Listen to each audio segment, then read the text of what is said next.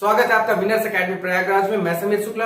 आज हम लोग डीप वाटर के शॉर्ट आंसर का पार्ट 2 देखेंगे, जिसमें क्वेश्चन नंबर 8 से लेकर क्वेश्चन नंबर 14 तक है। कल मैंने उसका पार्ट 1 बताया था, जिसमें क्वेश्चन नंबर 1 से लेकर क्वेश्चन नंबर 7 तक था। इसका मैंने हिंदी एक्सप्लेनेशन भी कराया है, उसकी सारी बातें मैंने बताई हैं कि इस पूरे लेसन का जो एक पूरा सारांश है, एक पूरी समरी क्या है, वो मैंने बताई है। अगर अभी तक आपने उस वीडियो को नहीं देखा तो जरूर देखिए, जिससे आपको शॉर्ट आंसर लॉन्ग आंसर लिखने में पूरी हेल्प मिले, जिससे आप भी अपने शब्दों में लिख सके। तो चलिए शुरुआत करते हैं क्वेश्चन नंबर 8 से। क्वेश्चन नंबर 1 से 7 I hope and I wish कि आपको समझ में आया होगा।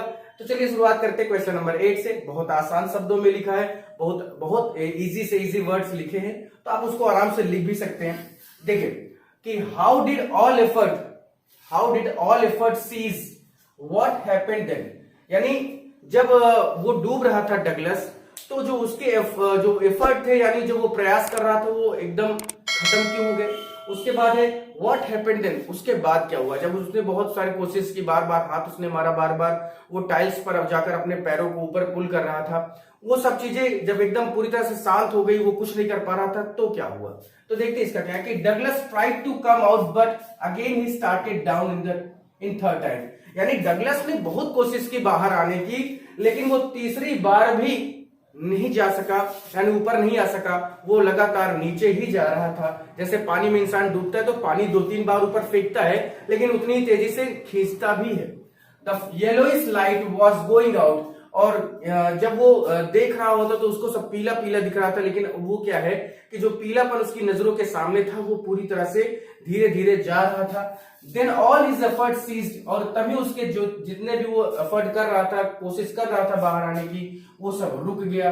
Then his legs felt limping senseless and curtain of his life fall, और ऐसा लगा कि उसके पैरों में जान नहीं रहेगी। उसके पैर एकदम शांत हो गए, एकदम लकवाग्रस्त हो गए, एकदम पैरालाइज हो गए, और उसकी आंखों से जैसा लग रहा था कुछ पर्दा उसकी आंखों में पड़ गया, एकदम वो उसको सब कुछ एकदम अंधेरे जैसा दिखने लगा था।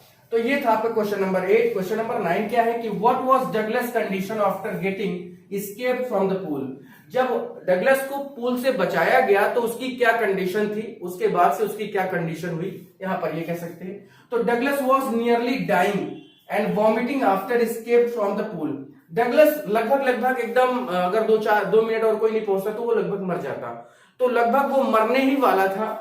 और जबकि वो वॉमिटिंग कर रहा था, बार बार उल्टी कर रहा था, जैसे उसे पूल से निकाला गया, एकदम वो पूरी तरह से मरा हुआ दिख रहा था, और बार बार वो वॉमिट कर रहा था, उल्टी कर रहा था। He could not eat that day night, और वो उस रात उस दिन उसने कुछ नहीं खाया। For a day haunting fear was in his heart, और दिन प्रतिदिन यानी जैसे जैसे दिन बीतता गया, उसके दिल में पानी से डर पूरी तरह से गहरा होता गया।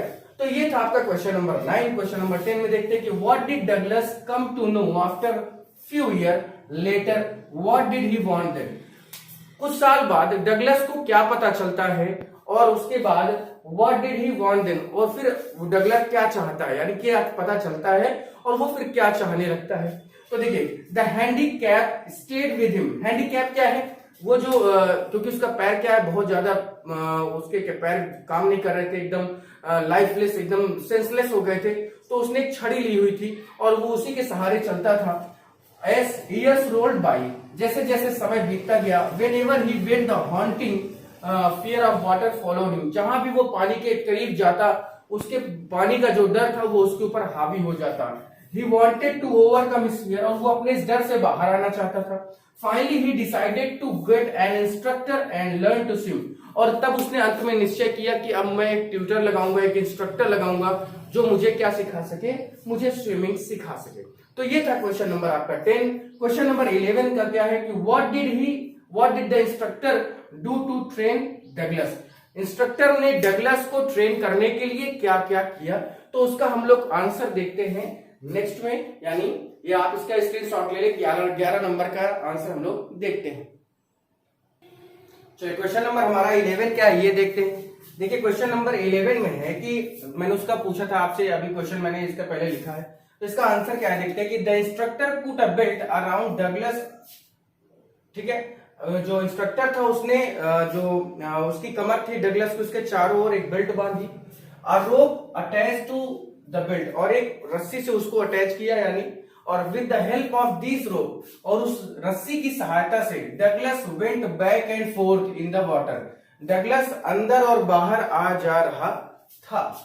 After some time the instructor taught him to inhale and exhale into the water, और जब उसने अंदर बाहर आना जाना शुरू कर दिया, यानी जब वो सीख गया पैडल करना और अंदर जाना बाहर आना, तो उसके इंस्ट्रक्टर ने कहा कि अब मैं तुम्हें अंदर सांस लेने और सांस छोड़ने, यानी सांस लेकर अंदर जाने और बाहर आकर सांस छोड़ने का तरीका बताऊंगा। तो इनहेल और एक्सहेल यानी सांस छोड़ना और सांस लेना, वो पानी में उसने सिखाया। नेक्स्ट क्वेश्चन है, was Douglas satisfied after training, if know why? क्या डगलस अपनी ट्रेनिंग से सेटिस्फाइड था? अगर नहीं था तो क्यों नहीं था? तो Douglas was not satisfied after training, Douglas training के बाद भी संतुष्ट नहीं था, because he was not sure that, क्योंकि उसे खुद भी भरोसा नहीं था कि all the terror had left from his mind, कि उसके दिमाग से पानी का डर पूरी तरह से खत्म हो गया है नहीं, वो खुद भी श्योर नहीं था। When he was in the middle of the lake, क्योंकि जब वो लेक में कूदने जा रहा था, वो बीचों बीच था लेक के, then he felt that the little fear in his heart, तभी उसके दिमाग में, उसके दिल में एक छोटा सा डर जरूर आया कि मैंने सीख तो लिया, क्या मैं इस लेक को पार कर पाऊंगा? इस वजह से वो ज्यादा डरा हुआ था, वो सेटिस्फाइड नहीं था। क्वेश्चन नंबर 13 है, where did Douglas go to clear his residual doubts, what did he do for it? उसने अपने बचे कुचे जो संदेह थे, डाउट्स थे, उसको कैसे पूरा किया? कहा उसको उसने क्या किया और कहाँ गया उसको पूरा करने के लिए?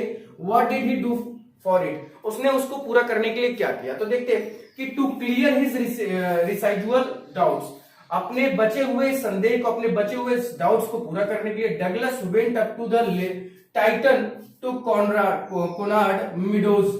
टाइटन और कोनार्ड क्या है? जो एक जगह है, यानी एक लेक है, जो एक एरिया एक तरफ से दूसरी तरफ के लिए निकलता है, यानी अगर कोई टाइटन से जाता है तो वो कोनार्ड में निकलता है, Meadows. And he went up the Conrad Creek trail to Middle Glacier, और वो ग्लेशियर पे गया, और to remove his doubts Douglas stripped dive into lake and the swam across the another shore without fear, और उसने अपने doubts को clear करने के लिए उसने जो लेक थी उस पर छलांग लगा दी और वो तैर कर दूसरे साइड शोर यानी तट पर निकला, बिना डरे उसने ये काम पूरा कर दिया। क्वेश्चन नंबर 14 कि how was the experience a deep meaning for Douglas? कैसा अनुभव रहा डगलस का, यानी जो डीप मीनिंग है उसका क्या मतलब था डगलस के लिए? तो the deep meaning for Douglas which only that person can understand who have known stark terror and conquered it, यानी वो कह रहा है कि ये जो डर होता है वही आदमी समझ सकता है, ये जो डीप वाटर का एक्सपीरियंस होता है वही आदमी समझ सकता है जिसने इसे, जिसके ऊपर ये बीता हो, या जो इसको एक्सपीरियंस किया हो, और उस पर विजय प्राप्त करना एक अलग ही कहानी होती है। तो ये था आपका क्वेश्चन नंबर 14 तक मैंने आपको क्लियर कर दिया। कल मैं इसका लॉन्ग आंसर कराऊंगा, वो भी पार्ट में होगा। तो फिर आज के लिए इतना ही। थैंक यू, शेयर जरूर कर देना भाई, थैंक यू।